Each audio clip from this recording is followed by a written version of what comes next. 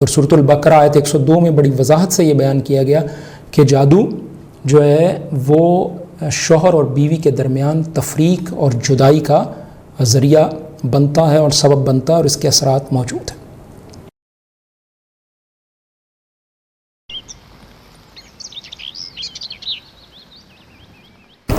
رسول اللہ صلی اللہ علیہ وسلم پر جادو، بابا جی عرفان الحق کو جواب: کیا جادو اثر کرتا ہے؟ ایک غلط فہمی پھیلی ہوئی ہے کہ دور فرما دے کہ لوگ کہتے ہیں کہ جادو برحق ہے، اللہ کے رسول صلی اللہ علیہ وسلم پر بھی جادو کیا گیا، تو یہ کیسے ممکن ہو سکتا ہے؟ اس کی حکمت بیان فرما دے۔ ایک کامن سینس کی بات سوچیں کہ قرآن سارا وحی کی شکل میں ہے، اور وحی اللہ کے رسول کے دل و دماغ پہ اترتی ہے۔ اللہ کا رسول حق ہے اور جادو باطل ہے۔ جادو باطل کو کہتے ہیں، باطل میں نے جھوٹ۔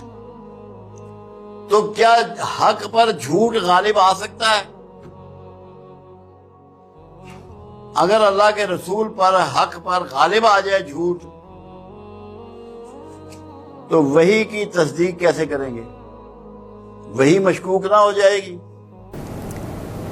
آپ کی اپروچ اس مسئلے میں صحیح نہیں ہے۔ باطل بھی کبھی حق پر غالب آ جاتا ہے، لیکن یہ عارضی، وقتی اور ٹیمپریری غلبہ ہوتا ہے، اور یہ اللہ کے دائرہ قدرت میں ہوتا ہے اور بطور آزمائش ہوتا ہے۔ اگر آپ کا یہ اصول مان لیا جائے کہ حق پر باطل غالب نہیں آتا یا آ سکتا، تو پھر غور کریں کہ شیطان باطل کا نمائندہ ہے، اور اس باطل نے حق کے راہی آدم علیہ السلام کو وسوسہ ڈال دیا اور غلطی کا سبب بنا۔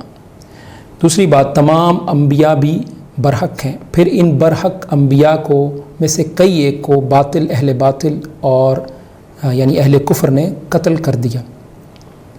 ابراہیم علیہ السلام حق پر تھے، لیکن کافر بادشاہ نے آگ میں ڈال دیا۔ پھر محمد صلی اللہ علیہ وسلم بھی برحق تھے اور حق پر تھے، ان پر باطل نے ظلم کیسے کیا؟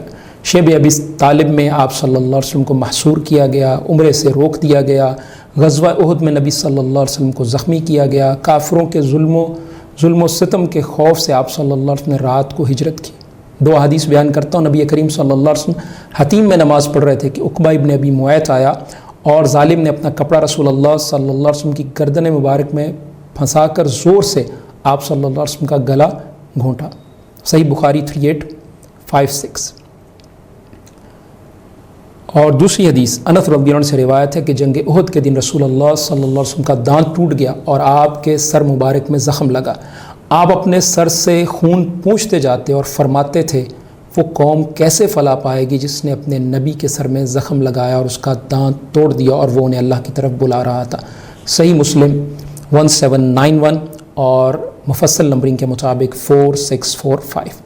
تو پھر دہراتا ہوں، ریپیٹ کرتا ہوں کہ آپ کی اپروچ اس مسئلے میں صحیح نہیں۔ باطل بھی کبھی حق پر غالب آ جاتا ہے، لیکن یہ غلبہ عارضی اور وقتی اور ٹیمپریری ہوتا ہے، اور یہ اللہ کے دائرہ قدرت میں ہوتا ہے اور بطور آزمائش ہوتا ہے۔ اس عارضی غلبے سے پہلے اور بعد جب بندہ اللہ پر بھروسہ کر کے اپنی کوشش جاری رکھتے ہیں، تو اللہ تعالیٰ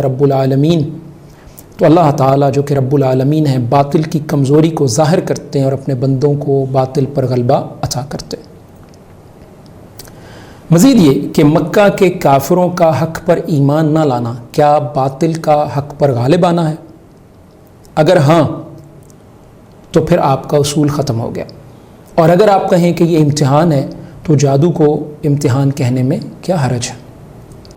اللہ کے رسول پر جادو کی اٹیمپٹ کی گئی، کیوں؟ تاکہ موعظتین اتاری جائیں۔ یہ بات کہ یہ آیات جادو سے بچاؤ کے لیے اتاری گئیں، یہ جادو سے بچاؤ والی بات آپ نے جس حدیث سے لی ہے، وہیں رسول اللہ صلی اللہ علیہ وسلم پر جادو کا بھی ذکر ہے۔ آپ پوری حدیث پڑھتے اور بیان کرتے تو مسئلہ واضح ہو جاتا۔ رسول اللہ پہ کوئی جادو نہیں کر سکتا، حق پر کبھی باطل غالب نہیں آ سکتا۔ اللہ کے رسول بت گرا رہے ہیں کعبے میں اور فرما رہے ہیں حق آ گیا۔ کون ہے حق؟ حق تو اللہ تو پہلے سے موجود ہے، محمد رسول اللہ اس دن آئے ہیں وہاں کہ حق آ گیا اور باطل مٹ گیا، اور باطل ہے ہی مٹنے کے لیے۔ مکہ میں کئی برسوں سے اللہ کے رسول صلی اللہ علیہ وسلم بھی موجود تھے، لیکن بت بھی وہیں موجود تھے، بلکہ رسول اللہ صلی اللہ علیہ وسلم کی 13 سالہ مکی زندگی میں یہ بت خانہ کعبہ یعنی بیت اللہ میں موجود رہے۔ اللہ کے رسول نے واضح فرما دیا، پوچھا گیا کہ جادوگر کیا کر سکتا ہے؟ فرمایا میاں بیوی میں اختلاف ڈلوا سکتا ہے، نہ کسی کی موت لا سکتا ہے، نہ بیماری لا سکتا ہے، نہ اولاد روک سکتا ہے، نہ روزگار روک سکتا ہے، کچھ بھی نہیں کر سکتا، غلط فہمیاں پیدا کر سکتا ہے۔ جتنے جادوگر اس سے پہلے دنیا میں ہوئے، جتنے موجود ہیں اور جتنے آئندہ ہوں گے، 1 روپیہ کسی کا رزق نہ بڑھا سکتے ہیں نہ کم کر سکتے ہیں، نہ کسی کی اولاد پیدا ہونے سے روک سکتے ہیں نہ دے سکتے ہیں۔ جس نے جادو کی بات کو بلیو کیا، اپنے ایمان کا اس نے خاتمہ کیا، اور کسی کی کوئی حیثیت نہیں، دینے والا، چھیننے والا، پالنے والا، مارنے والا ایک ہی ہے، جس کو اللہ کہتے ہیں۔ جو حدیث آپ نے بیان کیا اس کا حوالہ نہیں دیا، ان الفاظ سے کوئی فرمان رسول صلی اللہ علیہ وسلم مستند کتب احادیث میں مجھے دستیاب نہیں ہو سکا۔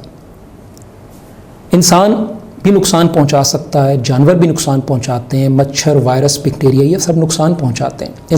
انسان کو قتل کرتا ہے، سانپ انسان کو ڈس لیتا ہے، مچھر کے کاٹنے سے، ملیریا سے لاکھوں انسان مر جاتے ہیں۔ کیا یہ سب اللہ کے مقابل زندگی چھیننے والے ہیں؟ بالکل بھی نہیں۔ اسی طرح نہ باس رزق میں اضافہ کر سکتا ہے، نہ ڈاکٹر زندگی میں اضافہ کر سکتا ہے۔ اولاد نہیں ہوتی تو ڈاکٹر کے پاس کیوں جاتے ہیں؟ کیا وہ اولاد دیتا ہے؟ بالکل نہیں دیتا۔ ڈاکٹر بیماری دور کرتا ہے اور جادوگر مختلف معاملات میں بیماری کا ذریعہ بنتا ہے۔ بیماری کا تکلیف دہ اثر بھی اور بیماری سے شفا بھی دونوں اللہ کے اذن سے ہوتے ہیں۔ جیسے مچھر کا کاٹنا ملیریا کا ذریعہ بنتا ہے، ایسے جادوگر کا جادو بیماری کا ذریعہ بنتا ہے۔ جادو کی اس تاثیر کے سبب اس کو کبیرہ گناہ کہا گیا، اور آپ کہتے ہیں جادو کا اثر ہی نہیں۔ جادوگر کو اس کی تاثیر کے سبب قتل کرنے کا حکم ہے، اور آپ کہتے ہیں جادو کا اثر ہی نہیں۔ اللہ کے رسول پر جادو کی اٹیمپٹ کی گئی، کیوں؟ تاکہ موعظتین اتاری جائیں، امت کو پتہ ہو کہ جب یہ یہودی کیونکہ ماسٹر ہیں جادو کے، مشرکین ہندو جو ہیں جادو کے ماسٹر ہیں، ان سے تم نے بچاؤ کیسے کرنا ہے۔ بچاؤ کا راستہ امت کو سکھانے کے لیے، محفوظ کرنے کے لیے اس کو ایک بطور مثال بنایا گیا۔ جادوگر غلط فہمیاں یا وسوسہ پیدا کر سکتا ہے، یہ تو آپ نے تسلیم کیا۔ آپ کے اصول کے مطابق معوذتین جادو سے بچاؤ کے لیے اتاری گئیں۔ اب جو معوذتین نہ پڑھے اور حفاظت نہ کرے اس پر جادو ہو سکتا ہے کہ نہیں؟ اگر ہو سکتا ہے تو آپ نے جادو کے اثر کو تسلیم کر لیا، اور اگر جادو کا اثر ہی نہیں تو پھر آپ یہودی، ہندو، مشرکین کو جادو کا ماسٹر کیوں کہہ رہے ہیں؟ گویا آپ جادو کے اثرات کو تسلیم کر رہے ہیں، چاہے ان کافروں کے ذریعے سے تسلیم کر رہے ہیں۔ قرآن مجید اور حدیث رسول صلی اللہ علیہ وسلم جادو اور اس کے اثر کا تذکرہ۔ وَمِن شَرِّ النَّفَّاثَاتِ فِي الْعُقَدِ، سورۃ الفلق آیت 4، اور گروہ میں پھونکنے والیوں کے شر سے۔ تو یہاں گروہ میں پھونکنے والے نفسوں کی برائی سے پناہ مانگی گئی ہے۔ اس سے مراد جادو کا کالا عمل کرنے والے مرد اور عورت دونوں ہیں، یعنی اس میں جادوگر کی شرارت سے پناہ مانگی گئی ہے کہ جادوگر پڑھ کر پھونک مارتے اور گرہ لگاتے ہیں۔ عام طور پر جس پر جادو کرنا ہو اس کے بال یا کوئی چیز حاصل کر کے یہ عمل کیا جاتا ہے۔ مزید آپ تفسیر ابن کثیر، تفسیر قرطبی دیکھیے کہ اس میں یہاں جادوگرنیوں کا مفہوم اور ترجمہ بیان کیا گیا ہے النفاسات کے لیے۔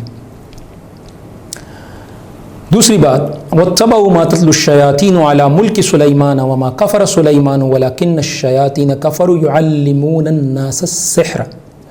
اور اللہ تعالیٰ نے سورۃ البقرہ کی آیت 102 میں یہ ذکر کیا کہ وہ اس چیز کے پیچھے لگ گئے جو شیاطین سلیمان علیہ السلام کے عہد حکومت میں پڑھتے تھے، اور سلیمان علیہ السلام نے کفر نہیں کیا لیکن شیطانوں نے کفر کیا، وہ لوگوں کو جادو سکھاتے تھے۔ اور پھر اسی آیت میں آگے ذکر کیا گیا کہ ما یفرقون به بین المرء وزوجہ فیتعلمون منہما ما یفرقون به بین المرء وزوجہ، پھر وہ ان دونوں سے وہ چیز سیکھتے کہ جس کے ساتھ وہ مرد اور اس کی بیوی کے درمیان جدائی ڈال دیتے۔ تو سورۃ البقرہ آیت 102 میں بڑی وضاحت سے یہ بیان کیا گیا کہ جادو جو ہے وہ شوہر اور بیوی کے درمیان تفریق اور جدائی کا ذریعہ بنتا ہے اور سبب بنتا ہے اور اس کے اثرات موجود ہیں۔